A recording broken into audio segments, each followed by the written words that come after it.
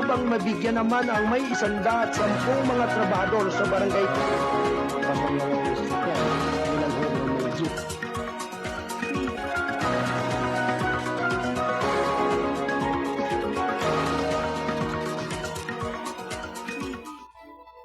Gabay at patnubay. Palatuntunan nagbibigay inspirasyon, tatalakay sa iba-ibang pangyayari sa loob at labas ng ating bansa. Gagabay sa mga taong nangailangan ng patnubay sa kanilang mga suliranin sa buhay. At ngayon, narito ang inyong program host, ang Mindurinyong Midnight Boy, Kuyang Arnold Aceveda Namuko.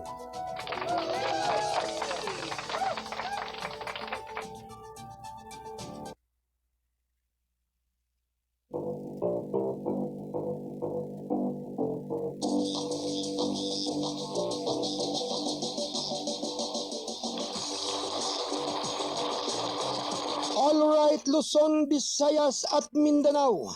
Kayo po ay nakikinig at nanonood dito sa KBS RMM News TV. Radyo na, dyaryo pa. Sa ating palatuntunang gabay at patnubay. Dito sa Kasado Broadcasting Service. Ang responsabling mga mamamahayag. Ano man ang layat lingwahe mo basta't kayo ay Pilipino. Ito ang boses mo. At sa pangalan po ng ating station manager, Kuyang Alan Valenzuela Bordeos. At syempre naman mga kababayan, ito po ang abang lingkod ninyo, ang kuya ng lahat. Ang Mindurinyong Midnight Boy bagamat hindi ganong kagwapuan. Sigurado namang ito inyong maasahan, ang inyong Kuyang Arnold Aceveda Namuko. Dito sa ating palatuntunang gabay at patnubay. Dito sa ating impila ng KBS RMM News TV. Ito ay kasapi ng The United Multimedia International Press Corps.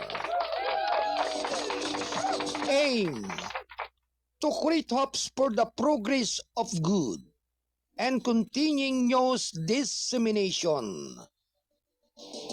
Vision, proper communication, coordination to any private and public entities worldwide. Mission, helping less unfortunate people, changing fortunes, and let our voice be heard. KBS, Kasado Broadcasting Service. Deliver news.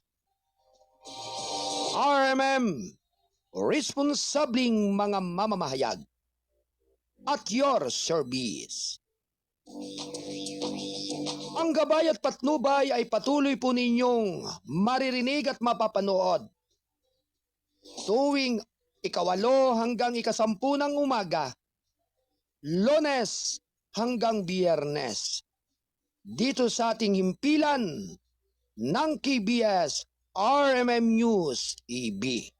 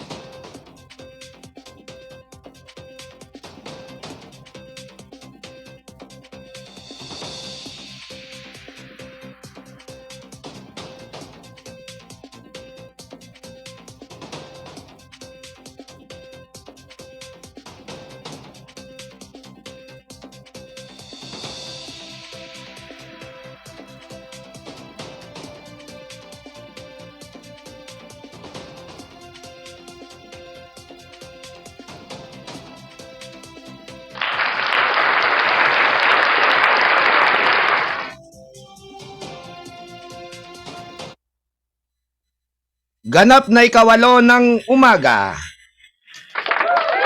Ito ay hatid ng KBS RMM News, Radyo na, Dyaryo pa.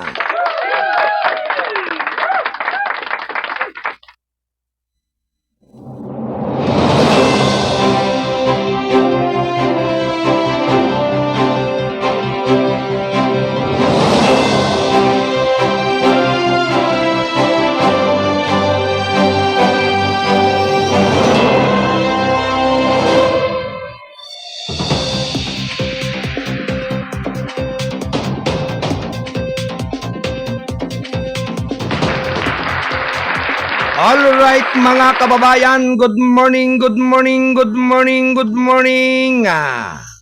Mapagpalang umaga po sa ating lahat mga minamahal kong mga kababayan. Kamusta na po kayo? Nasa mabuti po ba kayong mga kalagayan sa mga sumandaling ito? Okay po ba ang inyong pakiramdam? Kayo po ba ay nakatulog ng mahimbing kagabi? Siyempre, inyong abang lingkod. Halos madaling araw na rin kung matulog. At yan nga po ay nangyayari kapag araw ng Lunes hanggang Biyernes. Sa patuloy po nating pagre-research ng mga balita at mga pangyayari sa loob at labas ng ating bansa.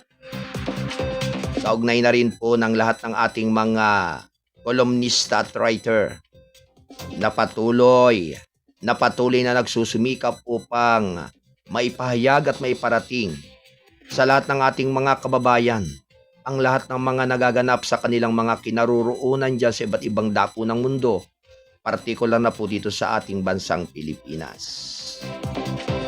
Good morning everyone, naway lagi kayo'y nasa mabuting kalagayan at higit sa lahat, nagkakaisa at nagkakatipon sa isang magandang pagtitipon, lalong-lalo na po sa panahong ito ng Semana Santa. Ngayon po ay araw ng Miyerkules, ados na po ng Abril ng taong 2025. Kaya't sa lahat po ng ating mga taga-subaybay, samahan po ninyo ako sa loob ng 2 oras ng ating pagtatanghal dito sa Kasado Broadcasting Service, RMM News, Radyo na, Dyaryo pa. At syempre sa lahat po ng ating mga taga-subaybay at tagapakinig, magandang araw nga po ng Miyerkules. At syempre ngayon po ay araw ng nobena sa ating ina ng laging saklolo. Yan sa area at lugar ng Katedral ng Baclaran. Karaniwan ay idinaraos ang mahalagang pagtitipon. At wika nga po'y kahit saan man naroroon ang ating mga minamahal na mga kababayan upang idaos ang mahal na nobena sa Our Lady of Perpetual Help. Kaya't sa lahat po ng mga mananampalataya, sa lahat ng mga Katoliko, na sabi nga'y naaalaala yung diwa ng Semana Santa, ganun din ang ginaganap tuwing araw ng Miyerkules. Kung kaya't sabi nga po'y kahapon ay pinagdaos yung opisyal ng Ramadan. Kaya sabi nga po ay talagang ang lahat ng ating mga kababayan at kapatid na mga Muslim ay talagang sabi nga'y nagkaroon ng magandang seremonya at pagsasama-sama sa kanilang mga moske. Kaya sa lahat po ng ating mga minamahal na mga kababayan, lalo-lalo na po yung mga mananampalataya, yan po ang masigit na napakagandang pagtipon-tipunan sa mga lugar na kung saan kayo nagkakasama-sama.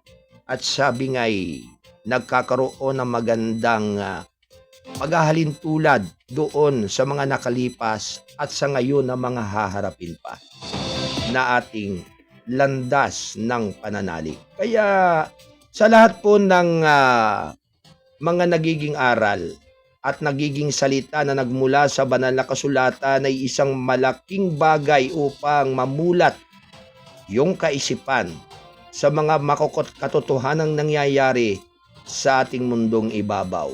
Kaya't walang ibang higit sa lahat kung hindi ang patuloy po nating bigyan ng kahalagahan ang paggunita sa ating mahal na dakilang lumikha. Anyway, sa lahat po ng ating mga taga-subaybay at taga-panood sa ating palatuntunan ng Gabay at Patnubay, welcome po ang lahat. I-like, i-share, at mag-comment dito sa ating FB page ng Balitang Kasado at ng KBS RMM News TV. Yan. Tuloy-tuloy lamang po ang ating pagsasahimpapawid at pagsasama-sama. Sabi nga po ay ang ating official time ng ating palatuntunan ay 8 hanggang 10 ng umaga, Lunes hanggang Biyernes.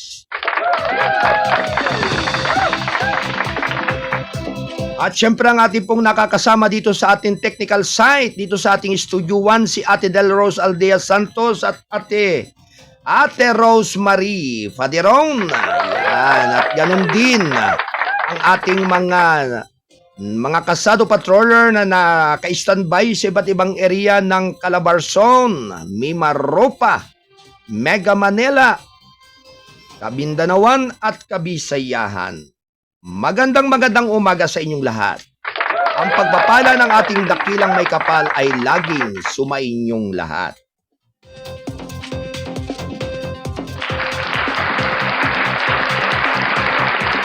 At syempre sa ating pong mga nakakasama at nakakapiling sa ating Studio 2, bulwagan ng balitaan ni Kuyang Alan Bordeos. At syempre, ganun din kay Ate Cora Biernes, kay Ate Joy Pasko, at sa ating tagapagtaguyod, si Attorney Mike Bordeos. Mapagpalang umaga po. At ganoon din po sa ating bulwagan ng balitaan ni Studio 3 mula sa kinaroroonan ni Bisayang Tisoy, si Kuyang Wayne Espino Lawson. Siya po yung angkor ng issue ng lipunan. Magandang umaga po sa inyong lahat. Welcome po sa ating palatuntunan ngayong araw ng Miyerkules. Narito ang ating mga pangunahing mga balita. Round 1. Lady, go!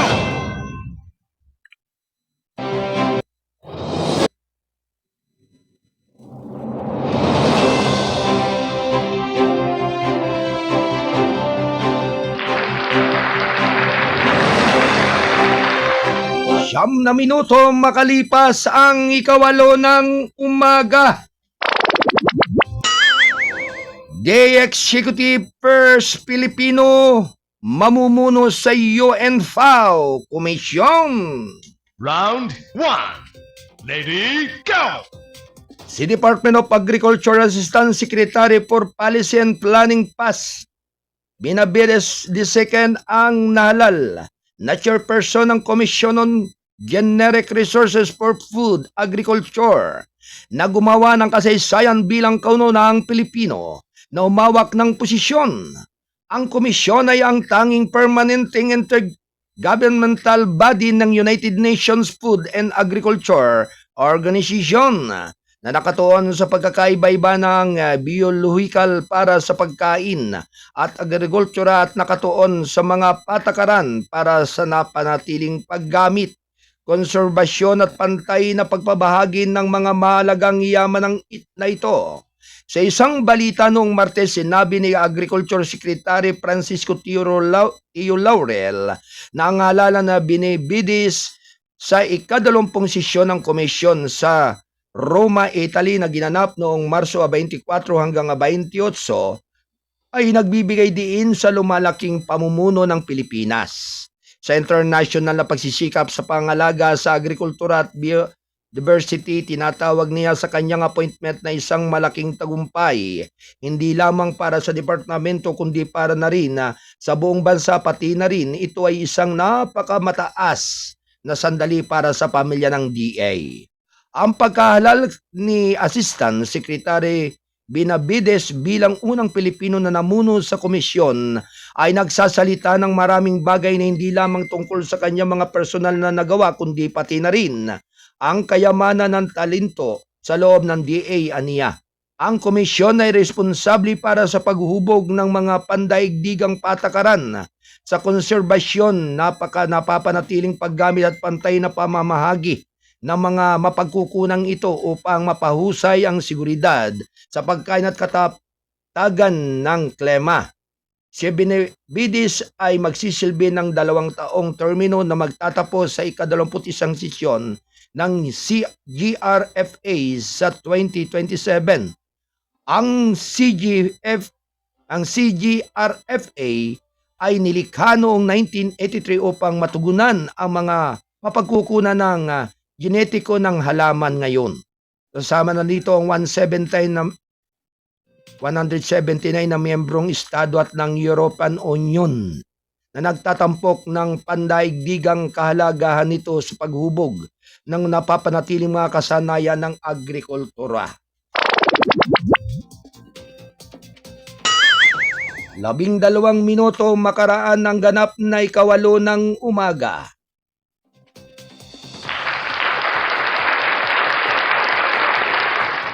Good morning sa kay Judy Anamuco ng Barangay Kabulo Putikan dyan sa Baco Oriental, Mindoro, at syempre sa lahat po ng ating mga kababayan na ngayon po ay patuloy na nagsusubaybay sa ating palatuntunan. Good morning, everyone.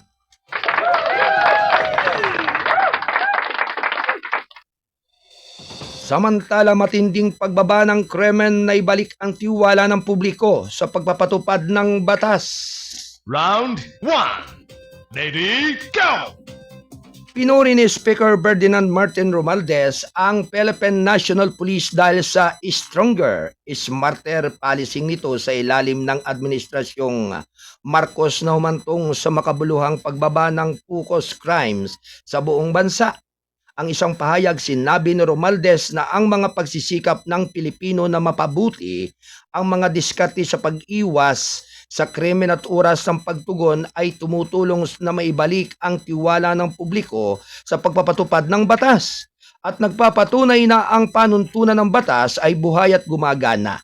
Ang datos ng PNP ay nagpapakita ng 26.76% na pagbaba sa mga focus crimes mula sa 4,817 kaso sa pagitan ng Enero 1 at Pebrero 14 ng taong 2024 hanggang 3,528 naman sa parehong panahon ngayong taon.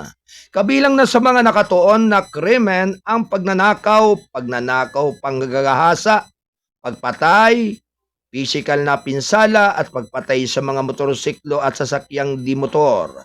Kabilang na sa mga ito ang panggagahasa at nakakita ng pinakamatinding pagbaba ng porsyento.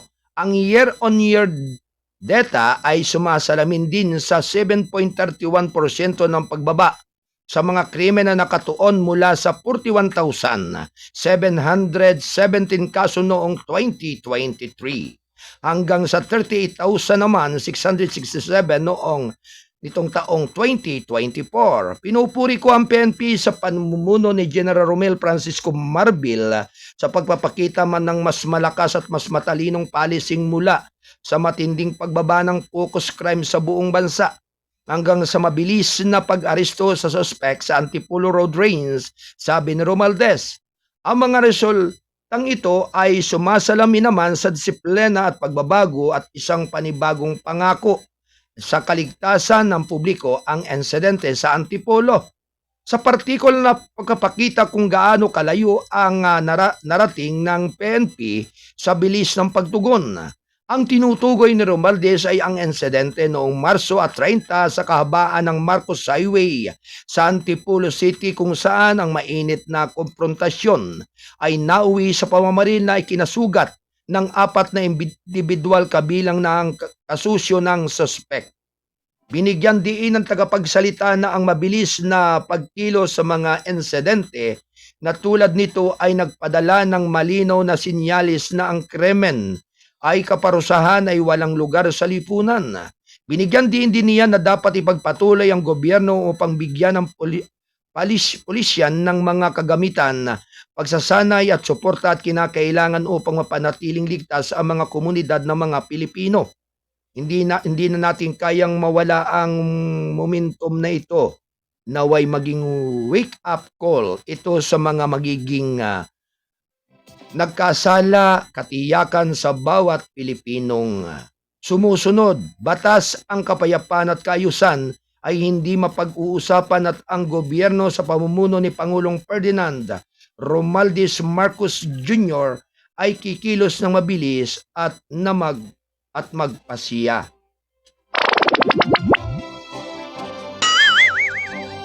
Alas 8:16 ng umaga. Samantala mga kababayan, bagong hepe ng MRT3, ininspeksyon ang lahat ng istasyon ng train. Round 1. Ready, go! Ininspeksyon ni Metro Rail Transit Line 3 General Manager Michael Kapati ang lahat ng istasyon ng serbisyo ng tren. Noong Martes ang kanyang unang araw bilang magpagbabalik ng hepe ng MRT3, sa isang Facebook post sinabi ng MRT3 na ang inspeksyon ay nakatuon sa pagsusuri sa kahalagayan ng lahat ng pasilidad kabilang ng escalators, elevators at comfort rooms. Binisita rin ni Kapati ang footbridge sa Top Avenue Station kung saan isang kamakailang clearing operation ang natanggal ng mga ambulant vendor na nakaharang sa daan ng mga pasahero. Sinabi ng hepe ng MRT3 na ang pag-alam sa sitwasyon sa lupa ay mahalaga sa pagbibigay ng angkop na solusyon sa mga alalahanin ng mga pasahero. Nananawagan din siya sa mga pasahero ng MRT3 na makipag-ugnayan sa kanilang tanggapan para ipaalam sa kanila ang anumang isyu sa ganitong paraan po. Matitiyak natin na matutugunan natin ang pangangailangan ng ating mga pasahero. Ito po ang kabilin-bilinan ng ating Department of Transportation Secretary Benz Dizon, sabi niya.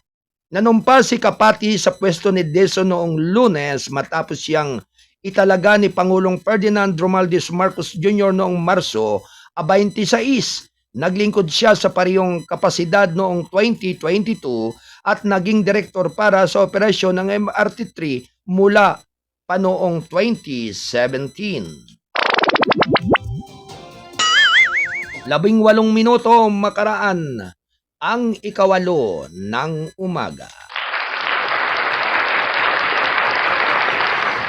Good morning sa mga taga NMBM Norbrent Lumigues. Yan, magandang umaga po sa inyong lahat. At syempre, thank you for watching. Yan, sa inyong lahat dyan, sa mga taga Kapatagan, Lanao del Sur, Mindanao. Mapagpalang umaga po sa inyong lahat diyan.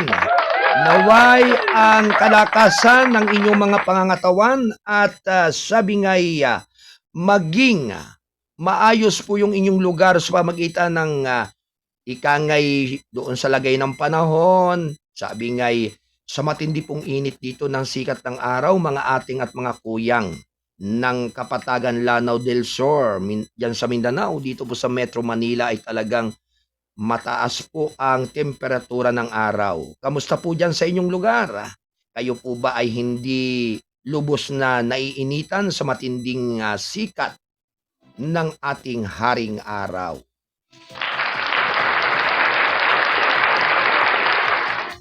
Tuloy-tuloy lamang po ang ating balitaan. Round 1. Ready, go! Samantala, obispo nananawagan sa publiko na magtiyaga. Pagpipigil sa sarili habang nasa daan. Pinaalalahanan ni Antipolo Bishop Roberto Santo ang mga mananampalataya na maging matiyaga at mapagpigil lalo na sa habang nasa kalsada. Ito ay sa gitna ng viral na alitan sa pagitan ng isang sports utility vehicle driver at isang grupo ng mga motorcycle rider sa kahabaan ng Marcos Highway sa Sitio Kalumpang, Barangay San Jose, Antipolo City. Nitong nakaraang Marso at 30, inilabas ng driver ng SUV ang kanyang baril at nagpaputok na ikinasugat ng 4 na iba pa, kabilang ng kanyang live-in partner ang isa sa mga nasugatan. Isang rider na motorsiklo na ay namatay sa isang ospital noong Lunes ng hapon.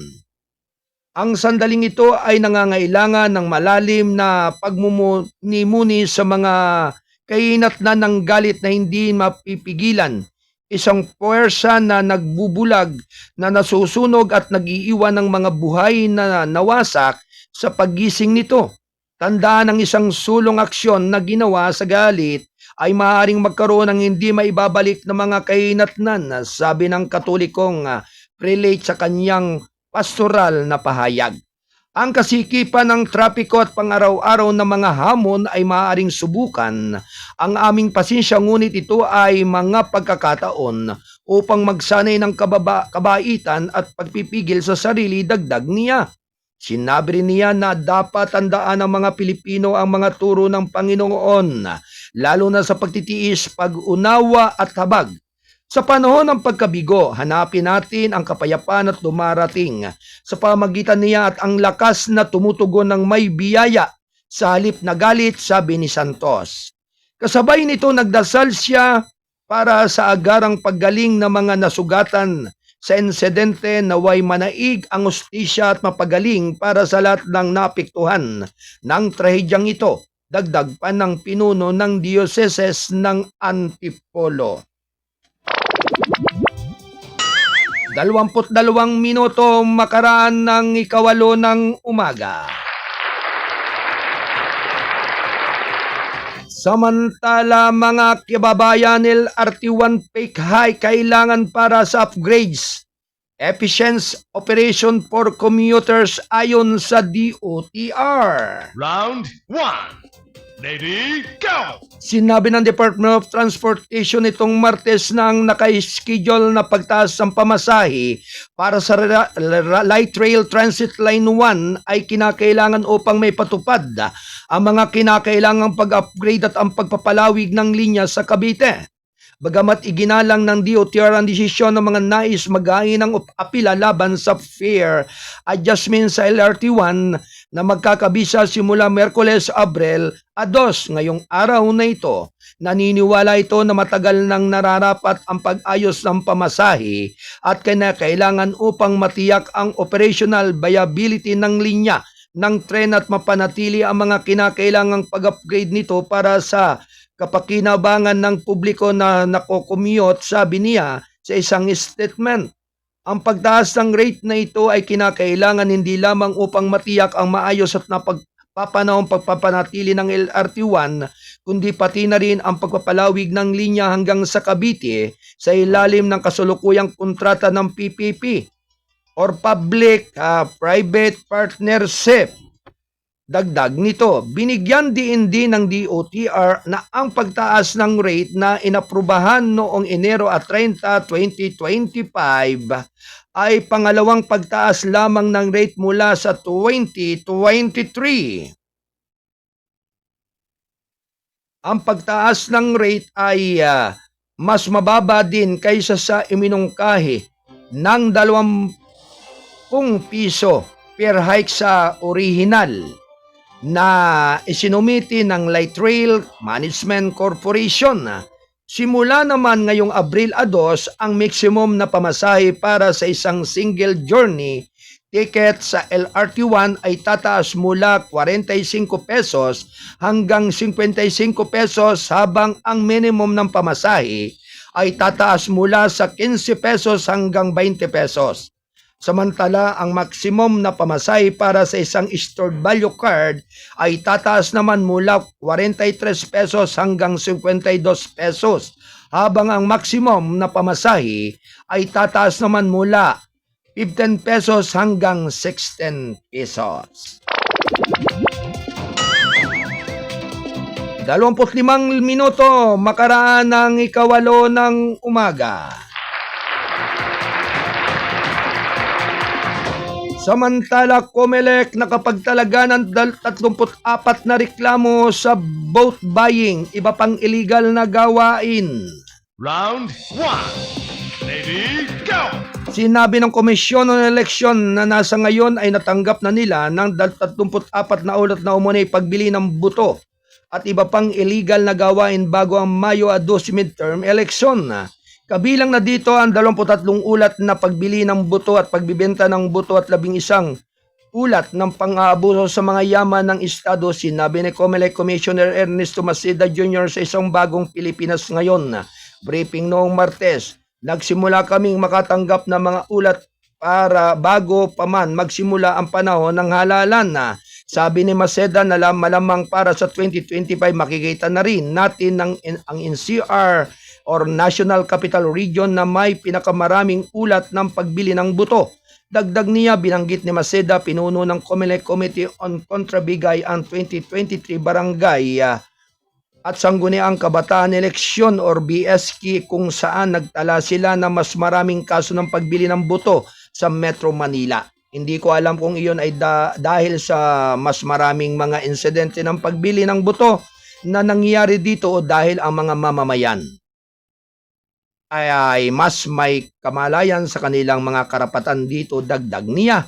Sa ilalim naman ng Omnibus Election Code, ang pagbili ng buto ay isang gawain kung saan ang isang tao ay nagbibigay naman na nag-aalok na nangangako ng pera o anumang bagay na may halaga ng direkta o hindi direkta kung hikayatin ang sinuman o ang publiko sa pangkalahatan na bumuto para sa o laban sa sinumang kandidato. Sa pambansang halalan ng 2022, ang full body ay nakapagtala naman ng 1,226 na reklamo tungkol sa pagbili ng buto.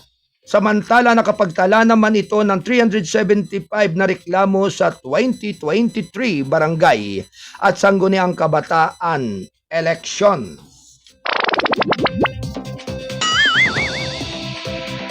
Dalawamputwalong minuto makalipas ang 8 ng umaga.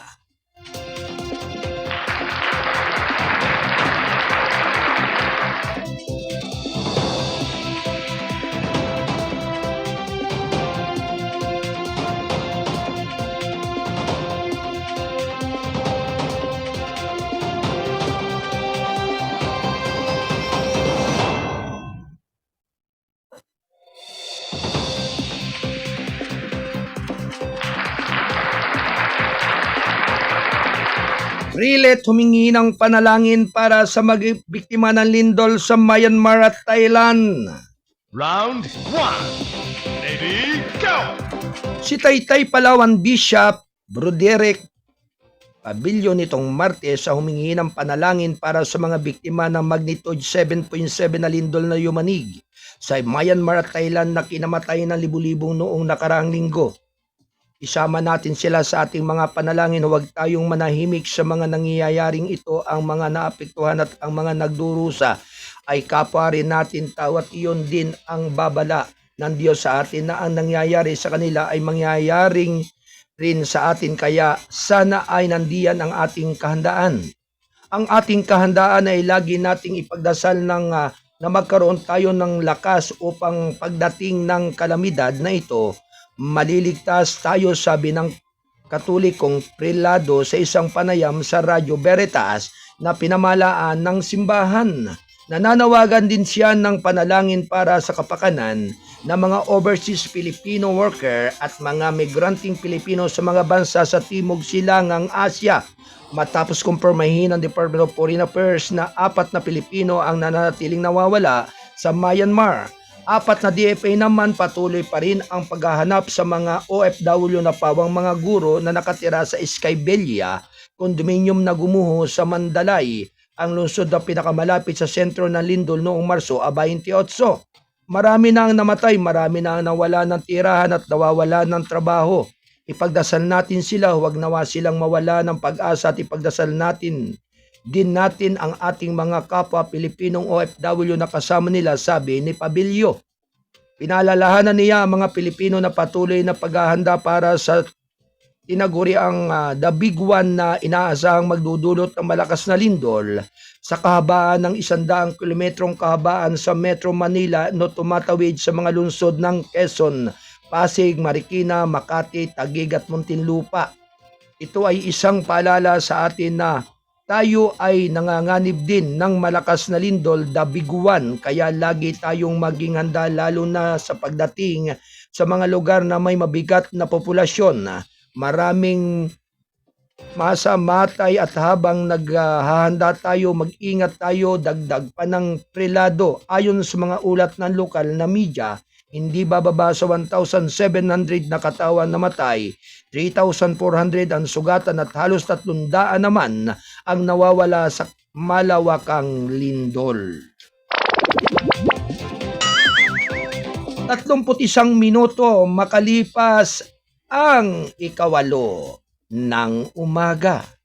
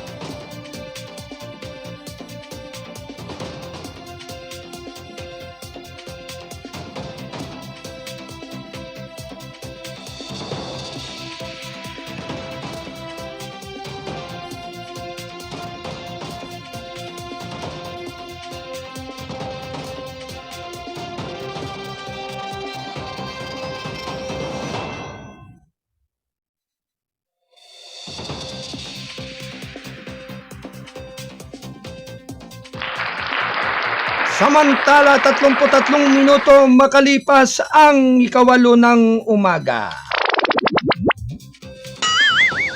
All battle test para sa balikatan drill gaganapin ngayong taon ayon kay Epic Chief. Round 1. Ready, go! Sinabi ng Forces of the Philippines Chief General Romeo Browner Jr. nitong Martes na ang aming balikatan exercise ngayong taon ay magtatampok ng tinatawag na full battle test kung saan susuriin ang lahat ng doktrina at pamamaraan ng militar. Ito ang sinabi ng AFP Chief sa kanyang talumpati sa ika-38 anibersaryo ng pagkakatatag ng Northern Luzon Command na nakabase sa Camp Sibilano, Aquilino, Tarlac City.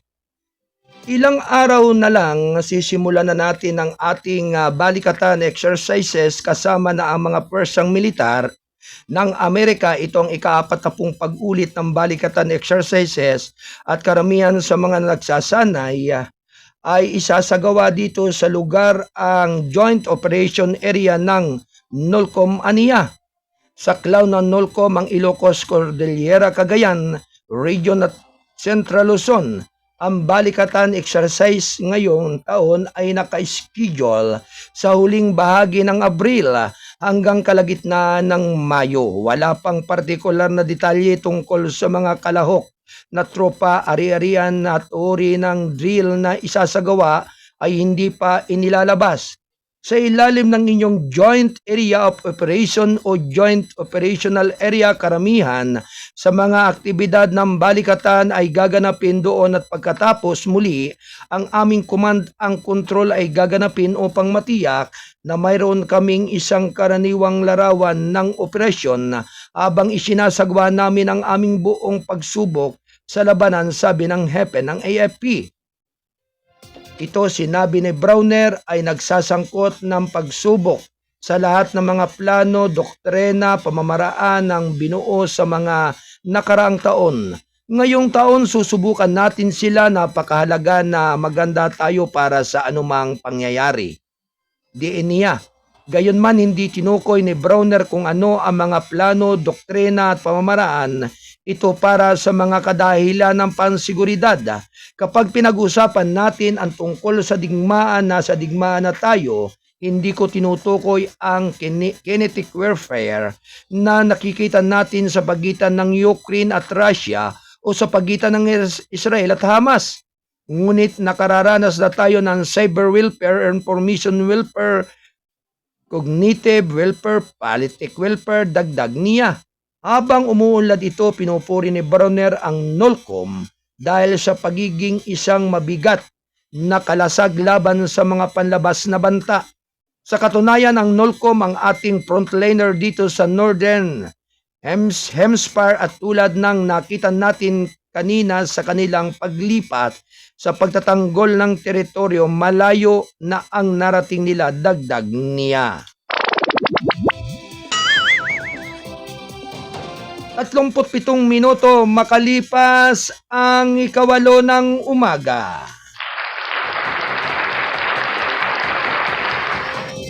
Samantala, di ay nagpapataw ng presyo para sa bawang itlog sa gitna ng profiteering.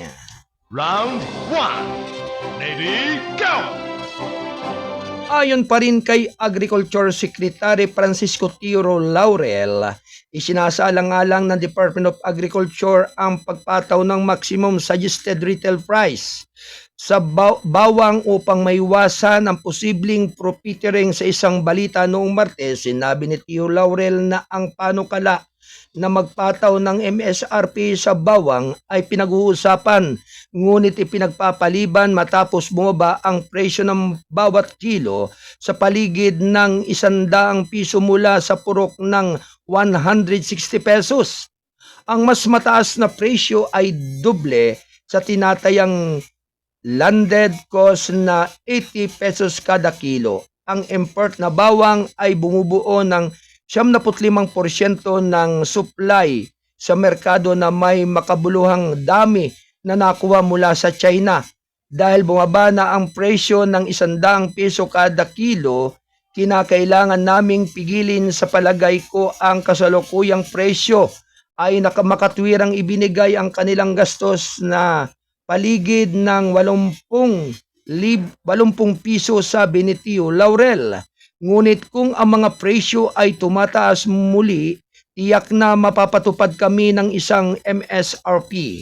Maigpit ding sinusubaybayan ng DA ang presyo ng mga itlog upang mapatiyak na hindi ito umaakyat sa hindi makatwirang antas. Sinabi pa rin ni Tio Laurel na ang pagtaas ng demand dahil sa paggastos sa halalan at pagtaas ng pagkamatay ng manok mula sa mga mataas na temperatura ay nag-aambag sa mga kadahilanan sa pagbabago ng presyo.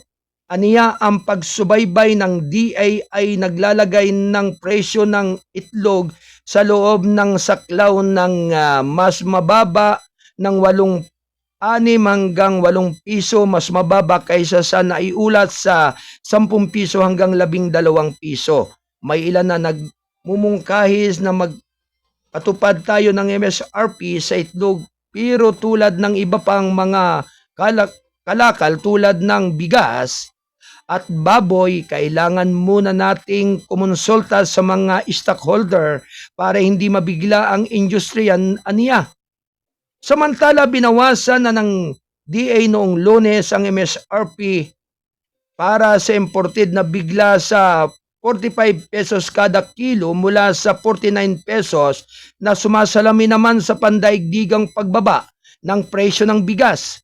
Para sa karne ng baboy, itinakda ng DA ang MSRP na 380 pesos kada kilo para sa liempo at 350 pesos naman kada kilo para sa kasim at pigi at 300 pesos naman para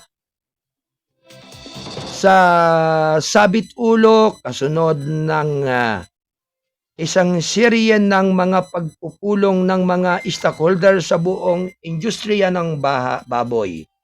Bagamat bumuti na ang pagsunod, hindi pa rin ito nasa ideal na antas, sabi ng DA.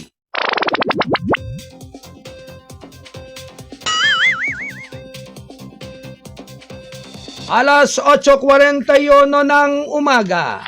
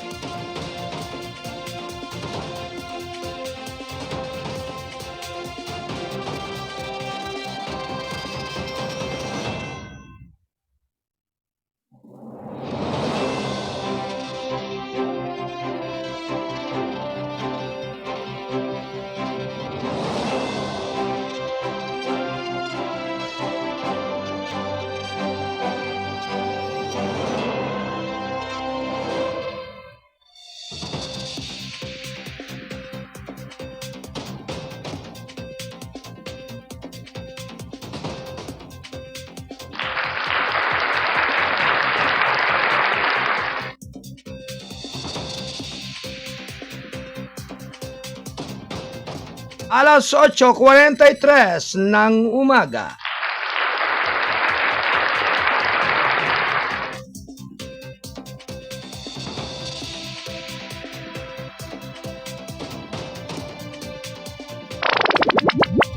Tuloy-tuloy lamang po ang ating balitaan. BMW nananawagan ng panalangin para sa mga nawawalang OFW sa Myanmar.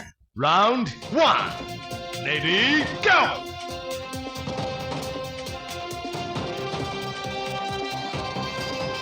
Mahigpit na binabantayan ng Department of Migrant Workers ang mga nangyayari sa search and rescue effort sa Mandalay, Myanmar, lalo na sa 4 na nawawalang overseas Filipino workers matapos ang paminsalang lindol noong Marso 28.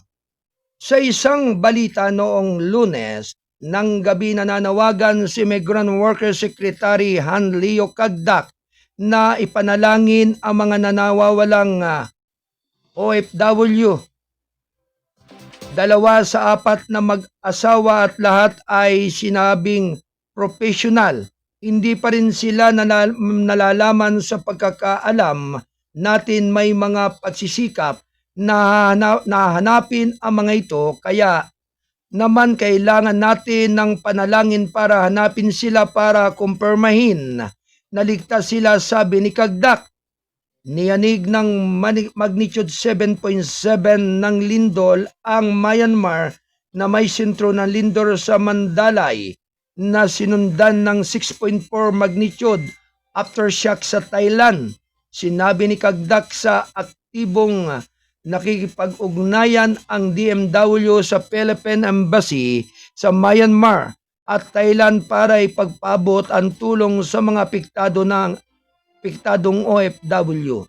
Aniya patuloy na sinusuri ng DMW kasama ang Migrant Workers Office sa Bangkok Department of Foreign Affairs at Philippine Embassy na iyungon ang pangangailangan ng mga Pilipino.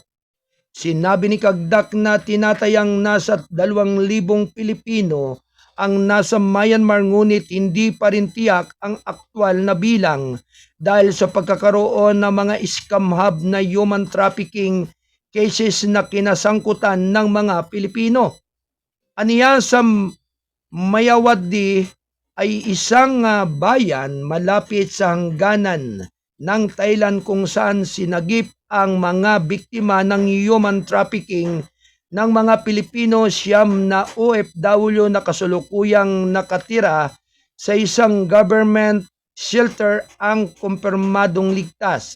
Sa ngayon, humigit kumulang 232 ng mga individual na trafficked ang naiuwi at 206 ang naiuwi noong Marso 25.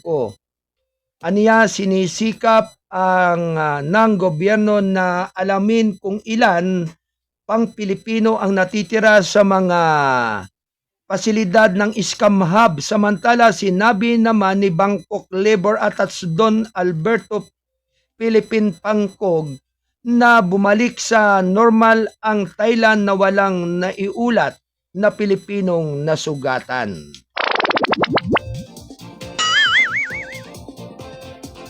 Apatapot 7 minuto makalipas ang 8 ng umaga. Ito ay hatid ng balitang kasado ang pahayagang balansi at totoo. National Newspaper.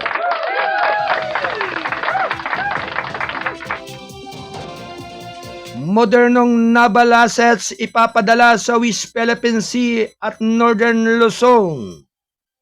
Round 1. Ready, go! Ang modernong naval assets tulad ng 2 guided missile corvette ay iba pang katulad na sasakyang dagat ay pangunahing ipapadala sa West Philippine Sea. Karagdagan ng Northern Luzon, sinabi ng isang mataas na opisyal ng hukbong dagat noong Martes.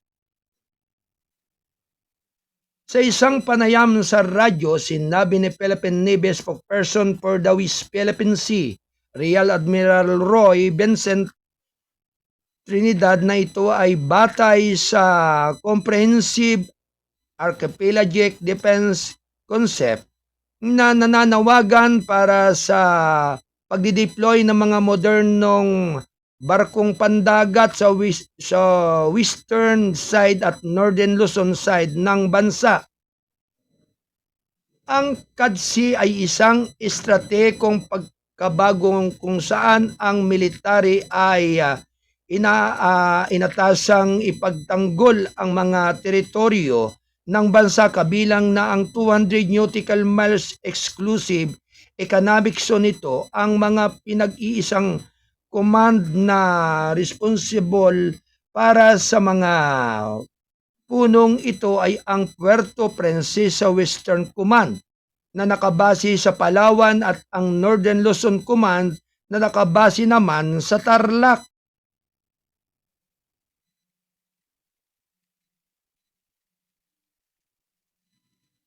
Ang mga person ng mga unit na ito ay inatasang subaybayan at protektahan ang West Philippine Sea at ang mga hilagang island ng bansa.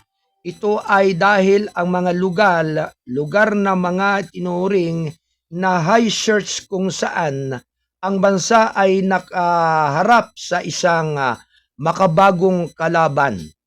Bago ang modernisasyon ng Philippine Navy na ang mga barkong hindi gaanong may kakayahan ay madalas na ipinadadala upang magpatrolya at ang secure ang mga karagatang ito.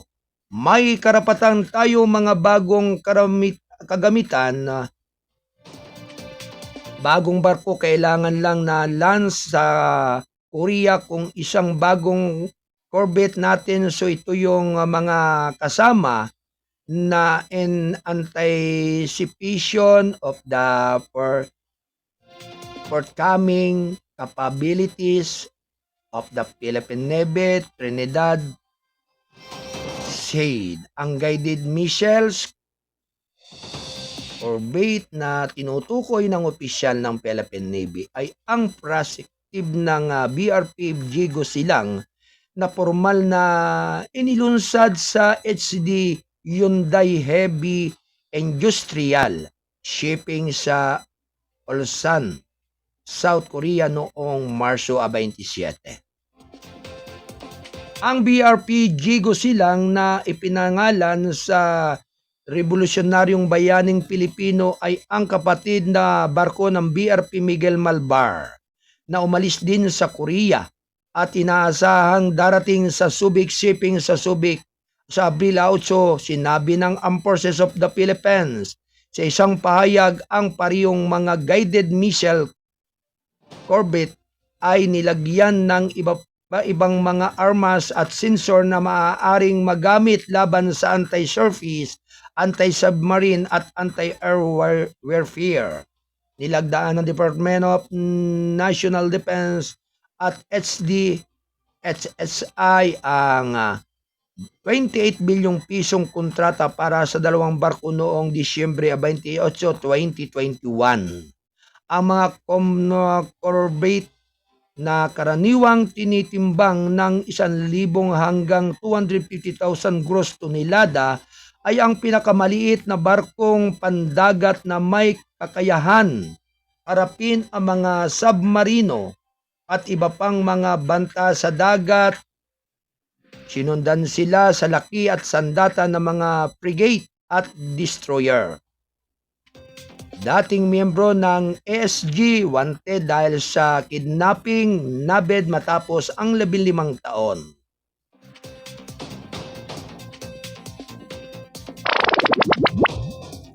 Ganap na alas 8:52 ng umaga.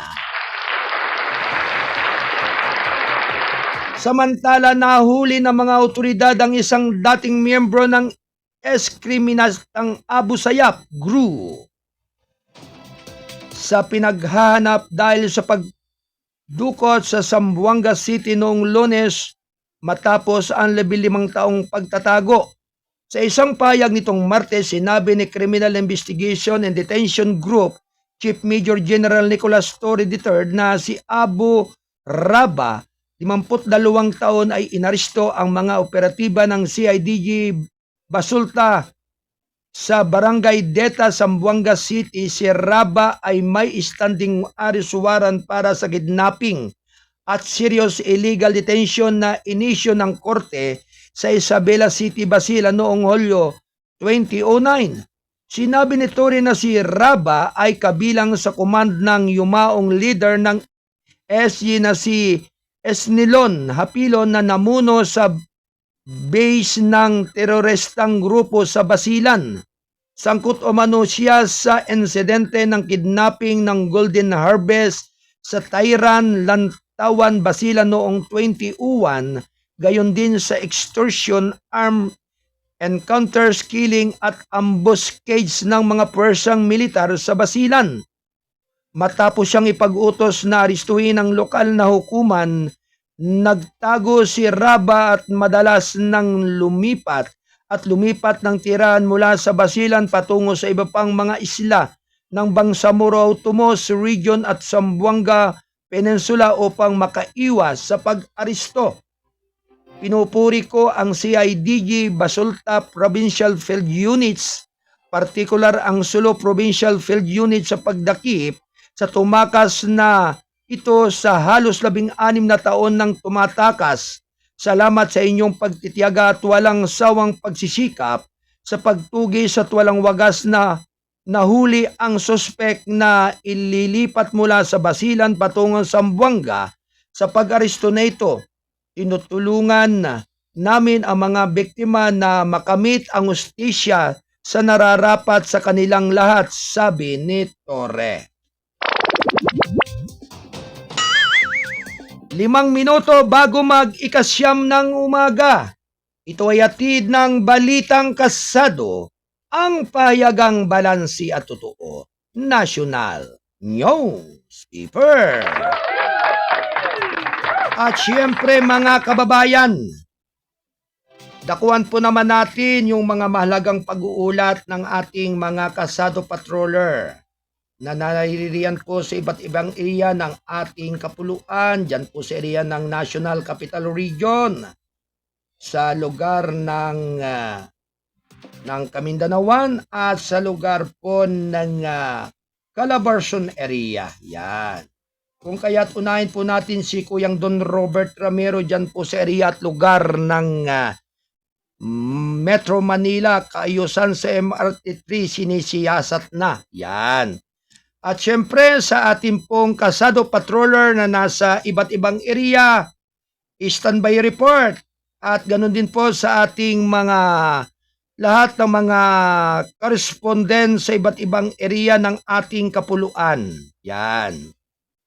At sabi nga ay mapagpalang umaga po sa inyong lahat at naway laging makamtan ang kalakasan ng pangatawan, malayo at malayo sa iba't ibang uri ng sakit at karamdaman na nagiging dulot, sabi nga ng kapahamakan ng mga kalusugan. At siyempre sa lahat po ng ating mga minamahal na mga kababayan, na sabi nga ay nagbibigay ng malaking pag-asa doon sa kanilang mga hinaharap na mga suliranin at mga hinaharap na mga problema ukol sa pangkabuhayan. Kaya ang ating pong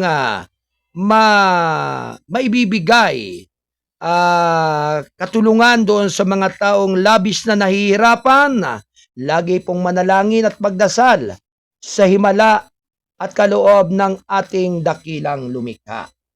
Anyway, tunguin po naman natin ang pag-uulat ng ating Kasado Patrol 25 na naririyan po sa area at lugar ng National Capital Region.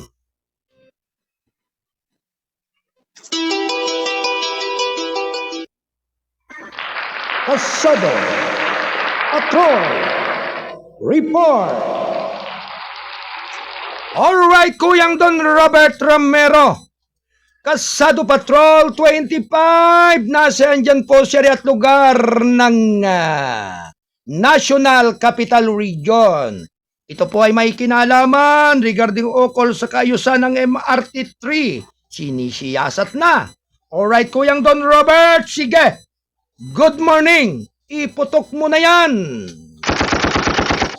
Yes, Kuyang Arnold, Patrol 20 at ang magbabalita, kaayusan sa pasilidad ng MRT3 ay siniyasat na ng pamunuan ng Railway Transportation upang tugunan ang order o kautusan ng bagong kalihim ng transportation o yung si Secretary Vince Dizon.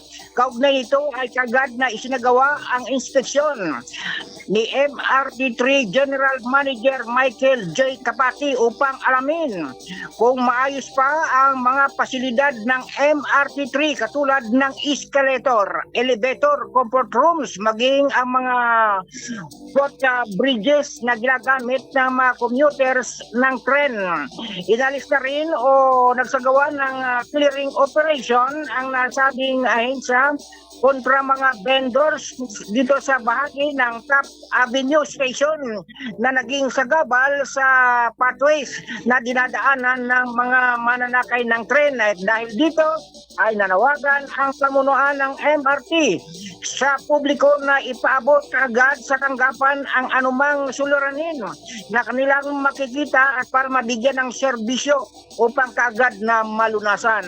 Mula sa National Capital Region Patrol 20, Don Robert Ramiro nag-uulat para sa TBS RMN News, Diaryo na TV pa.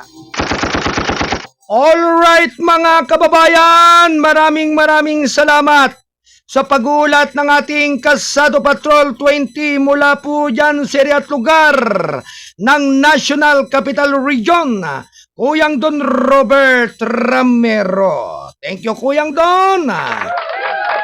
Ganap na ikasyam ng umaga.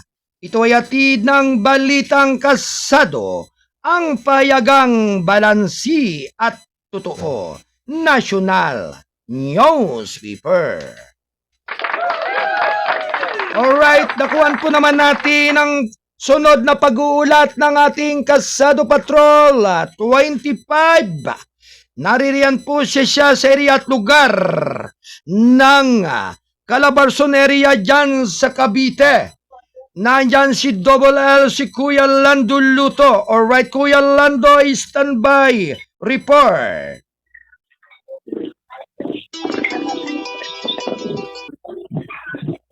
Kasado Patrol Report. Ito po ay may kinalaman mga kababayan. Pulis umuwing luwaan matapos matuklasan. Matagal nang patay ang aaristuhin sa ng akusado sa Indang, Cavite. Ang detalye ay magmumula kay Kasado Patrol 25, Kuyang Lando Luto. Alright, Kuya Lando, good morning. Sige, iputok mo na yan. Yes, maraming salamat sa iyo, Kuya Nood, mga kaibigan. Ito nga, yung pulis, yung mga pulis, Kuya Nood, ay magdadala sana o magsisilbi sana ng isang warrant of arrest. Pero ito nga, natuklasan nila, ang kanilang arestuin sana na akusado ay patay na pala, Kuya Nood. Luhan, ang ilang pulis, Kuya Nood, nang magsilbi ito ng warrant of arrest sa isang akusado sa kanila sanang arestuin sa bayan ng Indang, dito yan sa Cavite, Kuya Nood. Subalit, nang kanilang puntahan ang lokasyon nito, ay wala na silang nadatnaan sa lugar dahil matagal na pala itong patay ang naturang akusado. Ayon sa ulat, Kuya Nood, nagtungo ang mga operatiba na warrant sections ng Endang Municipal Police Stations sabay ng isang wanted persons sa barangay Buena Liros 1, Indang, Cavite. Para sana alisin ang wanted person ito sa kasong paglabag sa Republic Act 9165 o sa kilala ito, Kuya, sa Comprehensive Dangerous Drug Act of 2008 na edisyon naman ni Regional Third Judicial Region Branch 15 ni Cavite Presiding Judge Lario C. Castigador. Pero Kuya Nood, gift certificate na may registry number 2024-164 ang inabot ng kanak sa mga otoridad bilang patunay na namaya pa na nga ang kanilang pakay, Kuya Nood. Mula dito sa lalawigan ng Cavite, Kasado Patrol 25, ako si Double L, Kuya Lando Luto, nag-uulat para sa KBS RB News, Diaryo na TV pa. Maraming salamat kayo, Kuya Lord. Okay. Meron akong flash report. Siguro unahin mo na natin to, yung flash report ko bago yung alternative drug. Okay, sige Kuya Lando, maraming salamat sa iyong pag-uulat. Samantala ang oras ay 4 na minuto makalipas ang 9 ng umaga.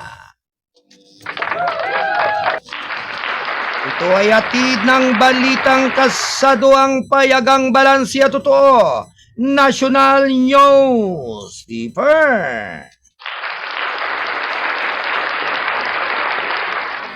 Samantala, tunguin po naman natin ang pagulat ng ating Kasado Patrol 40 mula po dyan sa area at lugar ng Quezon City. Naririyan si Kuyang John Santusidad, ating Kasado Patrol 40 dyan sa area ng lugar ng Quezon City. Ito ay may kinalaman isang lalaki arestado sa bypass operation dyan sa lugar ng Quezon City. Kuyang John Santosidad, standby report.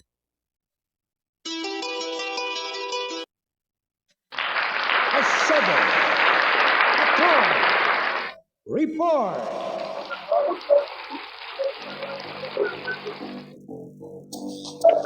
Si Kuyang John Santosidad, Asado Patrol 40. Alright, Kuyang John. Good morning. Sige, putok mo na yan. Yes, good morning. Kasama ko ya Arnold. Ganun din ang ating station manager, Alan Borjos. Arestado ang isang lalaki sa bypass operation kanina ng madaling araw nang nagsagawa ang mga Drug Enforcement Unit, Station 14, Holy Spirit, Quezon City, ng bypass operation sa pamumuno ni Police Lieutenant John Abogado, Chief SPO, at sa pangasiwa pa rin ni Police Colonel Tado, Station Commander. Nakilala ang suspect na si Jan Dalisan, 28 taon gulang, at dati nakulong dahil sangkot sa droga, at residente ng Barangay Holy Spirit, Quezon City. Nakupiskan ng mga operatiba mula sa suspect 5 pirasong plastic sa seat ng hinalang sabog, isang cellphone at 200 pesos bilang bypass money. Nangyari ang nasabing bypass operation sa kabaan ng Usapi Street, Holy Spirit, Quezon City, pasado alas 4:20 ng umaga, April 2, 2025. Ang suspect naharap sa kasong paglabag Section 5 at Section 11 RE 9165. Samantala po, Arnold, kadagdagan po natin, dito tayo sa Commonwealth, sa Violetics. Traffic update tayo ngayon sa ganitong oras. Medyo hindi naman matraffic dito sa area. Tuloy-tuloy lang ang takbo ng mga sasakyan mula papunta ng Cubao, galing sa Fairview. Bera lang yung mga sasakyan na dumadaan. Ganun din papunta ng Maynila mula Fairview. Hindi naman masyado traffic. Tuloy-tuloy lang po ang takbo mga sasakyan.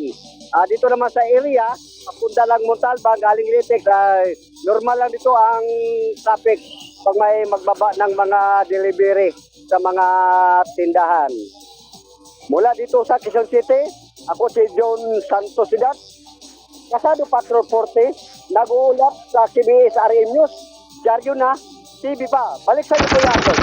Alright, maraming salamat sa pagulat ng ating Kasado Patrol 40 mula pa rin dyan sa area at lugar ng Quezon City.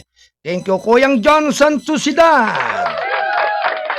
Ganap na 8 minuto makalipas ang 9 ng umaga. Ito ay hatid ng balitang Kasado, ang payagang balansi at totoo, National Newspaper.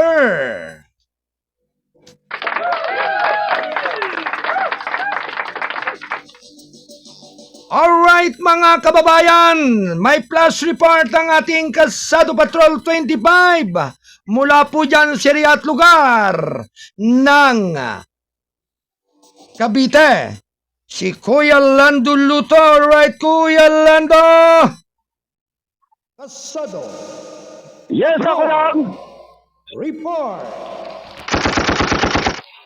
Okay, Kuya Lando. Good morning muli. Kuya Arnold, ito ay katatanggap lang natin ang isang ulat, Kuya Arnold. Dahil itong isang barangay chairman sa isang barangay dito yan sa bahagi ng Marangudon, lalawigan ng Cavite, ay nakatakdang kasuhan ang isang barangay captain Arnold dahil sa paglabag sa COMELEC Resolution number 1104. Dahil ito nga, Kuya Arnold, ang naturangang barangay chairman ay huli sa akto ng paggamit ng isang sasakyan para sa pangangampanya sa kanyang partido na kanyang susuportahan. At ito ay nakita sa kanya sa natuwang sasakyan na gamit ng pag-aari ng gobyerno ang mga parapilalyas. Ito yung mga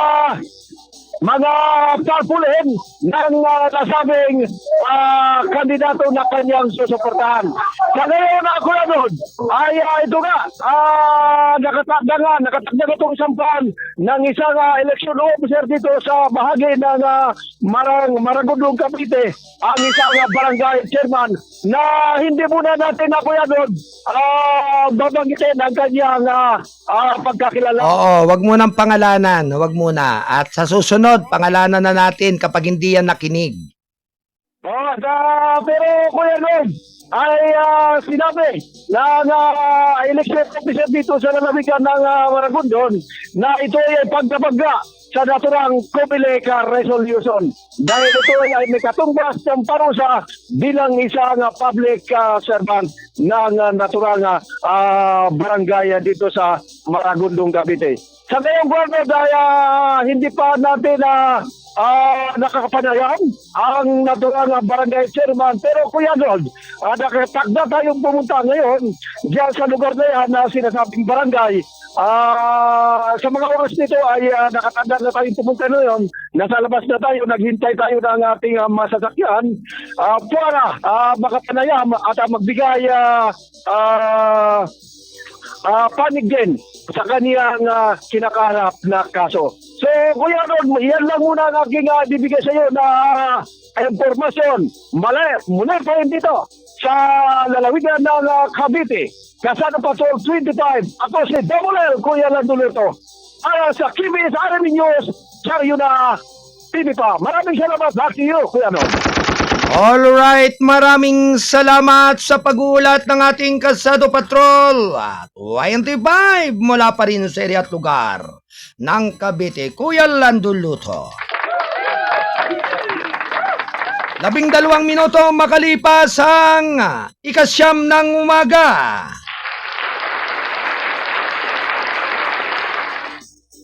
Samantala, 32 mataas na opisyal ng Philippine National Police makakakuha na mas mataas na ranggo. Round 1. Ready, go! Nasa 32 mataas na opisyal ng Philippine National Police ang itataas ang susunod na mas mataas na ranggo. Ang opisyal na pagsuot ng ranggo at utiking rates para sa 4 na Major Generals at 28 Brigadier Generals ay magaganap sa Miyerkules, sinabi ni Philippine National Police sa isang news release noong Martes.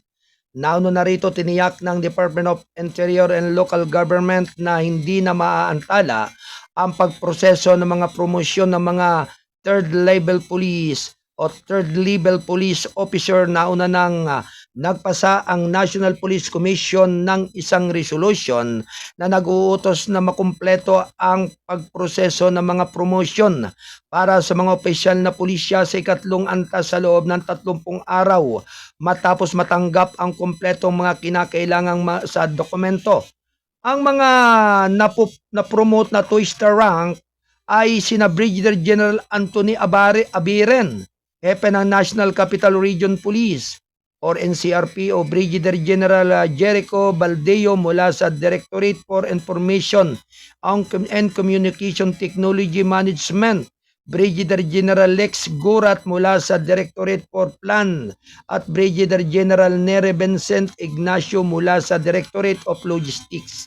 Samantala, ang mga itataas na 1-star rank ay sina Coronel Milencio Buslig Jr., Director ng Quezon City Police District, Jason Capoy, Deputy Director PNPA, Jonas Amparo, Executive Officer, Directorate for Police Community Relations, Romeo Berango, Chief of Staff, PNPA, Moises Villaseran, Junior Police Attached, Washington, D.C., Primitivo Bayungan Jr., Legislative Affairs Center, Rolando Sigillon mula sa CIDG Elmer Ragay, Hepe ng Anti-Kidnapping Group, Erosito Miranda, Regional Chief, Directorate Staff ng NCRPO, Alan Manibog, Deputy Regional Director for Administration ng Police Regional Office, BAR. Arnold Abad, Deputy Director ng National Police Training Institute.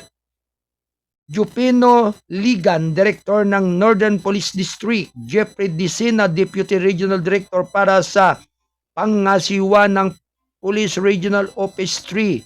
Villamor Tuliao, Director ng Eastern Police District. Mariciela Portento din ng Academic PNPA Glicerio Cansilao, Executive Officer, Directorate for Intelligence. Vina Guzman, Commandant of Cadets, PNPA Alexander Mariano, Deputy Regional Director para sa Pangasiwa ng Police Regional Office 6. Marvin Saro, Director ng Police Community Affairs and Development Group.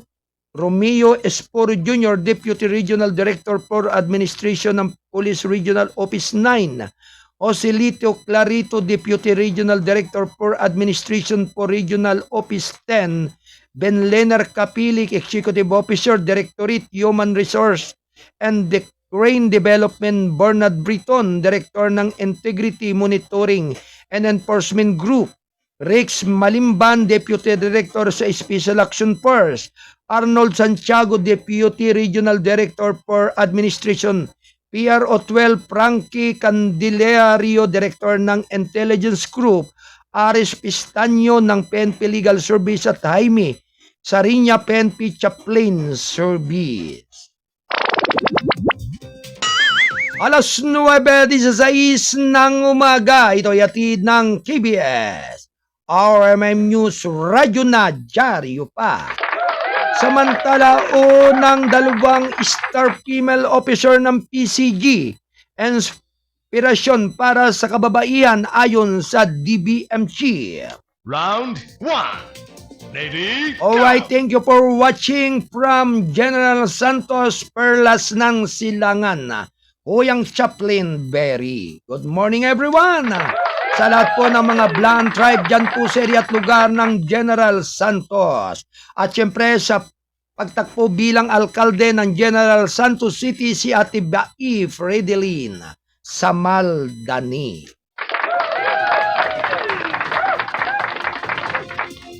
Samantala, ang pagtatalaga kay Rear Admiral Metsi Silva Campo ang kanunang babaeng 2-star general ng Philippine Coast Guard ay isang remarkable milestone at inspiration para sa kababaihan.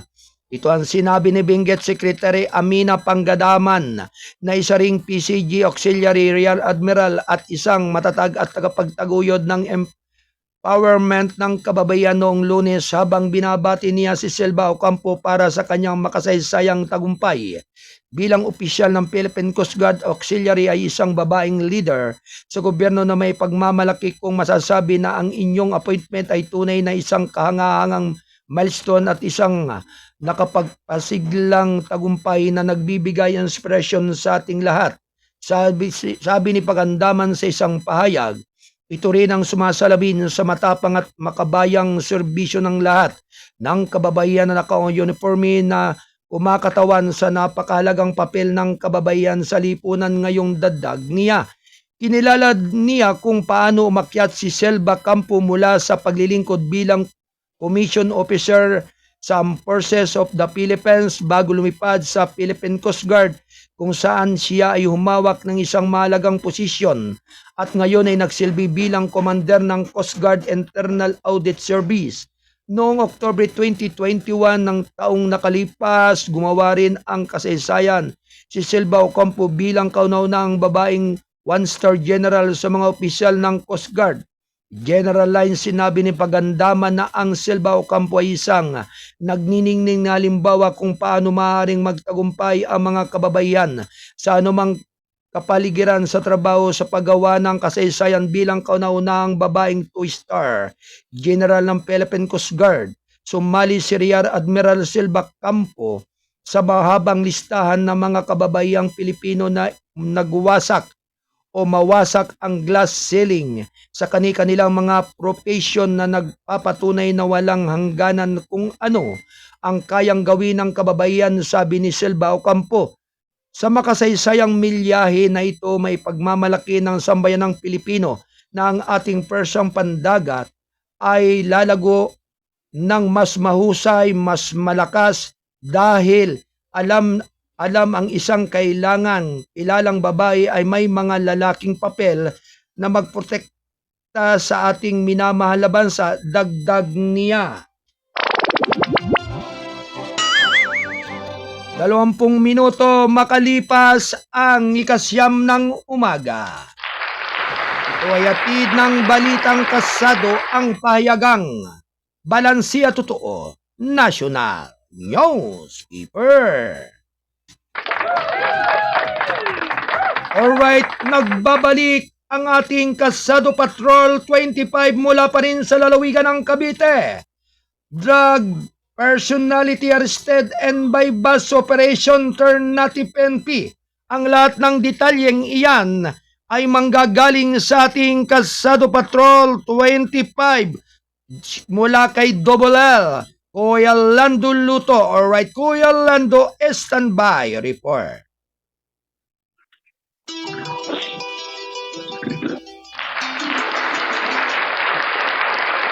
Kasado Patrol report.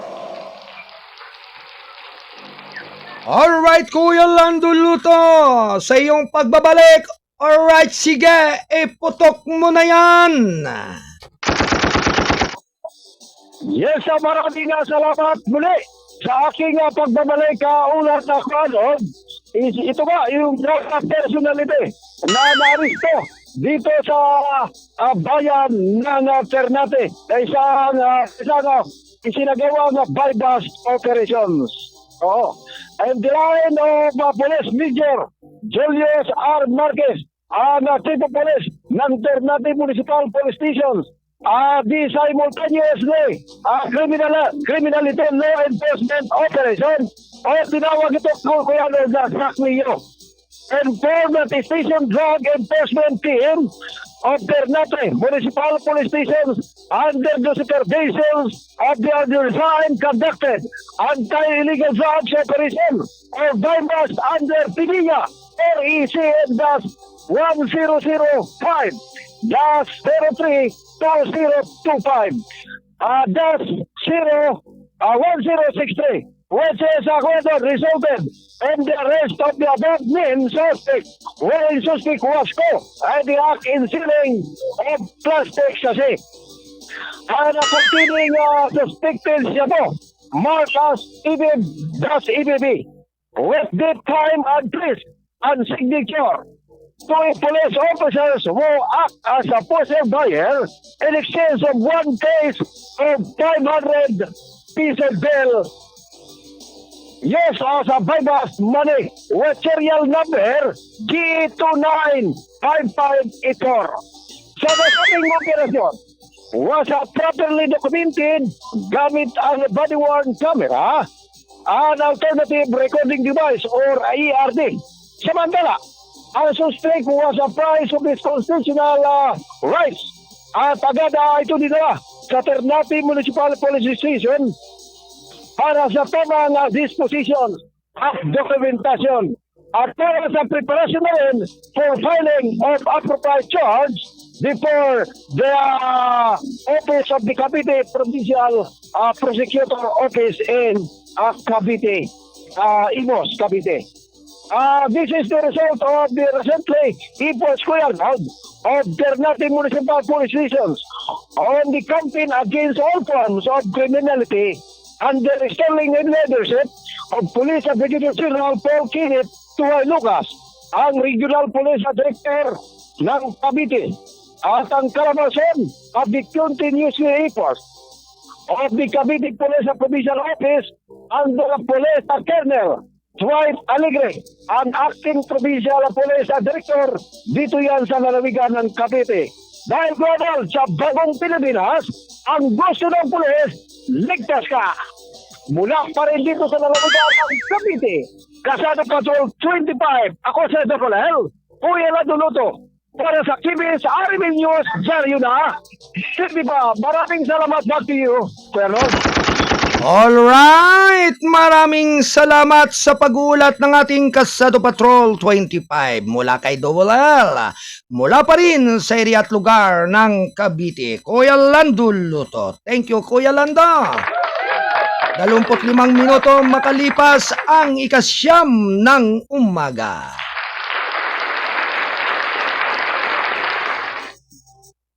Samantala, tuloy-tuloy lamang po ang ating balitaan.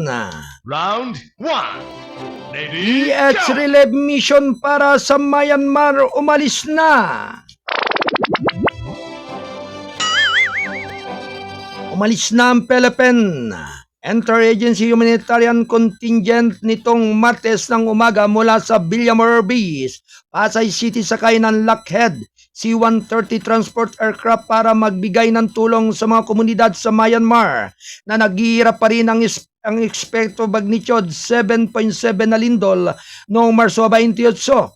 Pinangunahan ng Department of Health Secretary Teodoro Herbosa Office of Civil Defense Administrator Undersecretary Ariel Nepomuceno at Philippine Air Force Commander Lieutenant General Arthur Cordura ang send-off ceremonies. Ang contingent ng Pilipinas na binubuo ng 71 miyembro na pinamumunuan ni Air Force Lieutenant Colonel Erwin Diploma ay kinabibilangan ng mga urban search and rescue team mula sa Philippine Army PAP, Bureau of Fire Protection, Metropolitan Manila Development Authority at Department of Environment and Natural Resources, private sector, ang Philippine Medical Assistant Team mula sa Department of Health at mga coordinator mula sa Office of Civil Defense, sabi ng PAP sa isang bahayag. Dalawang C-130 na sasakyang panghimpapawid ang nagatid ng paunang 58 miyembro ng contingent para sa kanilang 2 linggong deployment sa Myanmar. Samantala, ang natitirang 33 miyembro ng PIAC ay nakatakdang ihatid ng isa pang C-130 sa Merkules. Nagdala ng mahalagang kagamitan sa paghahanap sa pagsagip at mga medical supply. Ang mga tauhan na ito ay handa na magsagawa ng mga operasyon sa pagsave ng buhay, magbigay ng tulong medikal at magatid ng critical na tulong sa buong misyon. Sabi ni PAP, bukod pa rito, 40 tauhan ng PAP ang bahagi ng misyon kabilang ng C-130 aircrew, medical personnel at aircraft security. Ang misyon na ito ay magpapatibay sa dedikasyon ng pamahalaan ng Pilipinas sa humanitarian assistance na nagpapatibay sa pangako ng ating bansa sa mabilis na pagtugon sa kalamidad at kooperasyon ng parehong, sabi ng PAP. 27 minuto makalipas ang ikasyam ng umaga.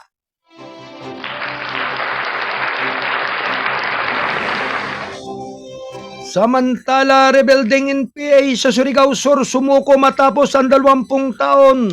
Round 1.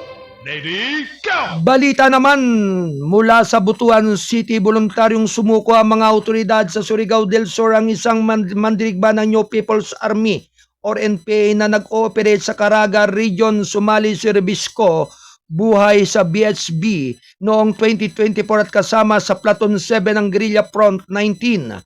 Sumuko siya sa Provincial Special Operation Group at sumuko ng isang AK-47 rifle na may mga bala at isang rifle grenade na may sandata na karaniwang ginagamit sa mga operasyon ng BHB na bulobunduking hangganan ng mga lalawigan ng Surigao del Sur at Agusan del Sur.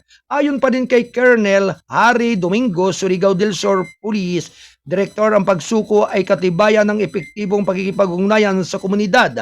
Ipinakita nito ang lumalaking tiwala ng ating mga komunidad sa gobyerno. Sabi ni Domingo noong Martes, ginagarantiya namin ang iligtas na pagdaan at suporta sa pamagitan ng Enhanced Comprehensive Local Integration Program para sa lahat ng pumili ng kapayapaan. Ang sumuko ay sumasailalim sa briefing at tatanggapin ng physical social support bago pumasok sa ECLEP na nagbibigay ng tulong pangkabuhayan at pabahay sa mga dating rebelde. 29 na minuto makalipas ang ikasyam ng umaga.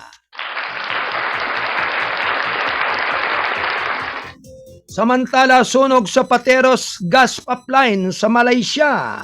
Round 1. Ready, go! Balita naman mula sa Istanbul, kinumpirma ng kumpanya ng enerhiya ng Estado ng Malaysia sa Pateros noong Martes na naganap ang sunog sa isang gas pipeline sa labas ng kabisera ng Kuala Lumpur. Ang apektadong pipeline malapit sa Potra Heights, Pochong, Silunggor ay nakahiwalay at ang lahat ng mga nauugnay na stakeholder ay napag-alaman na sabi ni Petronas na sa isang pahayag. Sinabi ng kumpanya na nakikipagtulungan ito sa lahat ng mga kinaukulang partido upang matiyak ang kaligtasan na nakapalibot na komunidad, kapaligiran at seguridad ng supply ng gas sa bansa. Patuloy pa rin ang investigasyon. Dagdag pa nito, ang mga biktima na may minor de edad na pinsala mula sa insidente ay dinala sa isang templo sa lungsod ng Subang Jaya sa estado ng Silunggor, kung saan sila ay ginagamot mula sa mga tauhan ng medical ayon sa ahensya ng balita ng estado sa Bernama. Hanggang alas 11 ng umaga, 30 individual ang naiulat na ginagamot dahil sa mga pinsala, habang ang ilan sa kanila ay pinadala sa mga opisyal upang matanggap ng karagdagang tulong medikal. 31 minuto makaraan ang 9 ng umaga.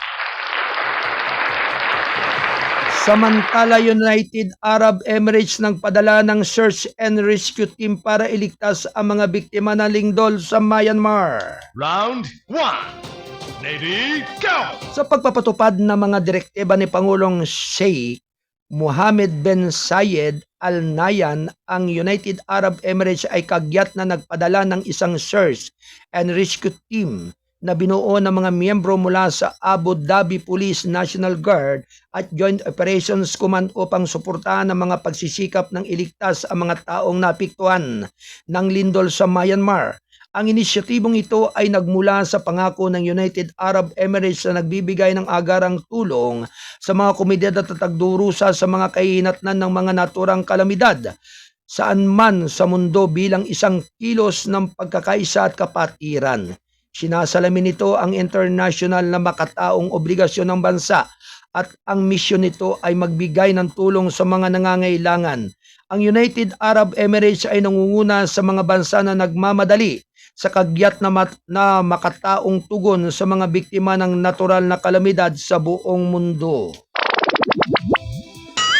32 minuto makalipas ang 9 ng umaga. Ito ay hatid ng TBS RMM News, Radyo na TV pa. Ito pa rin ang ating palatuntunan ng gabay at patnubay. Ang inyong Kuyang Arnold Acebeda Namuko. Pumunong ministro ng Hapon nakatakdang bumisita sa PH Vietnam para palakasin ang kooperasyon. Round 1. Ready, go! Tunguin po naman natin ang balita mula sa Tokyo. Plano ni Japanese Prime Minister Shigeru Ishiba na bumisita sa Pilipinas at Vietnam sa panahon ng pista opisyal simula sa huling bahagi ng susunod na buwan. Sinabi ng mga opisyal ng gobyerno noong Huwebes layunin ng Ishiba na palakasin ang kooperasyon pansiguridad ng dalawang bansa sa Timog Silangang Asya upang labanan ang agresibong pagkilos ng China sa South China Sea. Sinusuportahan ng Japan ang Pilipinas na matagpuan sa isang mahalagang trota ng pagpapadala sa pamagitan ng pagbibigay ng mga kagamitan sa pagtatanggol at malalaking patrol ship. Sa Vietnam, itinataguyod din ng Japan ang paglilipat ng kagamitan at pagpapalitan ng depensa. Sa larangan naman ng ekonomiya, inaasang sasabihin ni Ishiba sa mga leader ng Pilipinas at Vietnam na mananatiling nakatuon ang Japan sa pagsuporta sa dalawang bansa sa mga lugar, kabilang ng pagpapaunlad ng infrastruktura, pangangalagang medikal at pagpapaunlad ng human resources. Bumisita si Ishiba sa Malaysia at Indonesia noong Enero.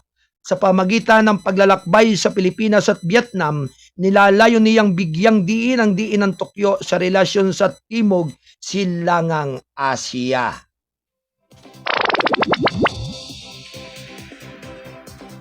At 34 na minuto makaraan ang 9 ng umaga.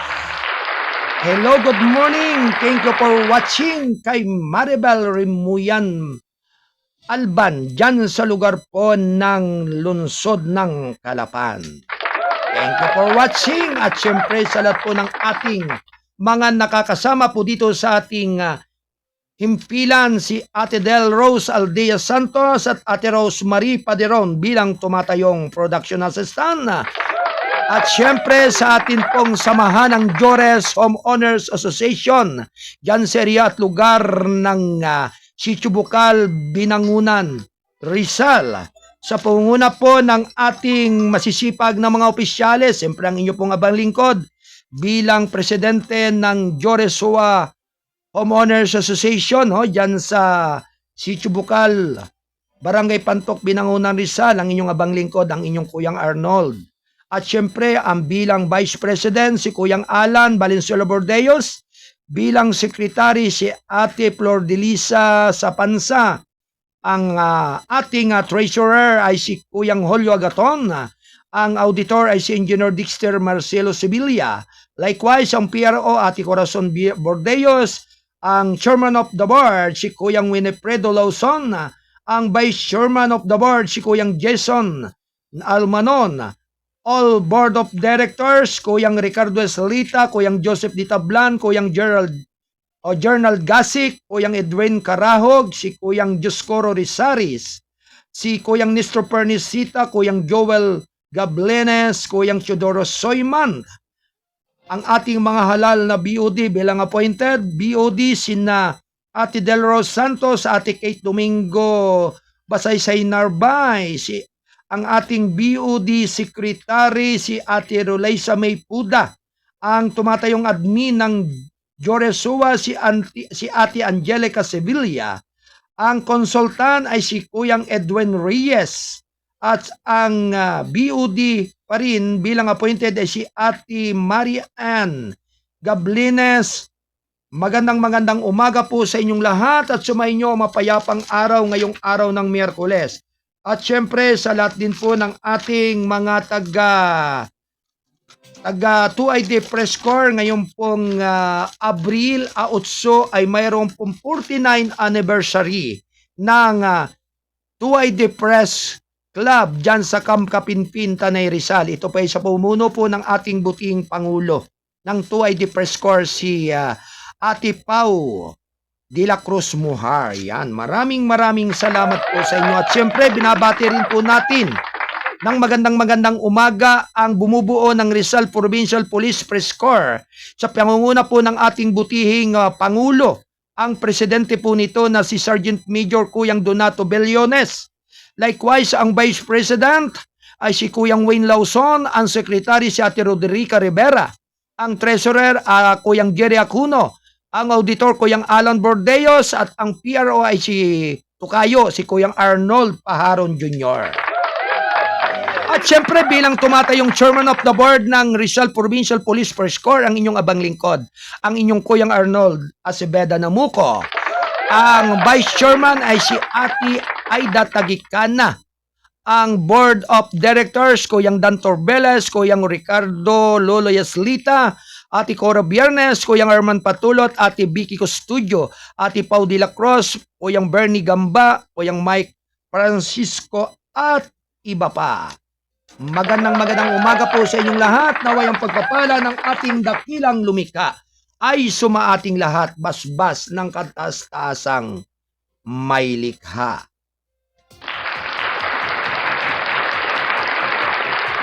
Well up para po sa lahat ng ating mga taga-subaybay. Ang ating pong palatuntunan ng Gabay at Patnubay ay patuloy po ninyong mapapanood at maririnig tuwing 8 hanggang 10 ng umaga, official time ng ating palatuntunan. Ito po ay Lunes hanggang Biyernes. Naway ang lahat ng ating mga taga-subaybay ay patuloy na maging malakas at masigla ang kalusugan, ang pangangatawan, basbas ng ating dakilang lumikha. At syempre sa pangalan po ng ating station manager, na siya rin ating publisher, Kuyang Alan Valenzuela Bordeos. Ako naman po ang inyong abang lingkod, ang kuya ng lahat. Ang Mindorinyong Midnight Boy, bagamat hindi naman gaanong kagwapuhan. Sigurado namang kung ito ay inyong maaasahan. Ang inyong kuyang Arnold, Acebeda Namuko, nagpupugay ng isang mapagpalang umaga sa inyong lahat. Mga minamahal kong mga kababayan, adios, babalos, amigos. Bye-bye, mga minamahal kong taga-subaybay.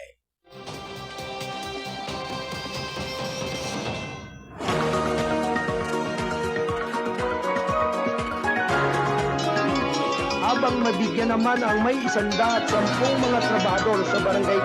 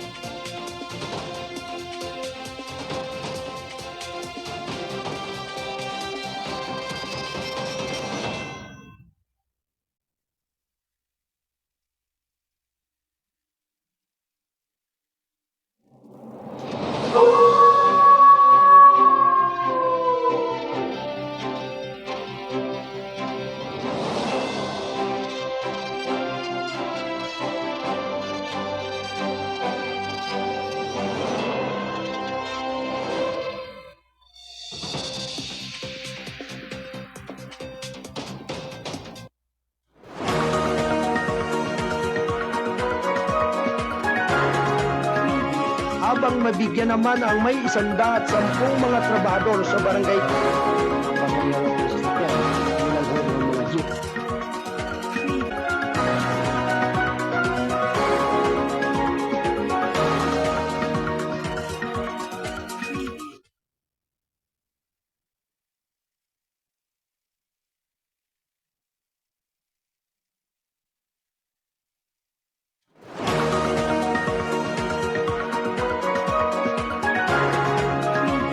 Habang mabigyan naman ang may 110 mga trabahador sa barangay.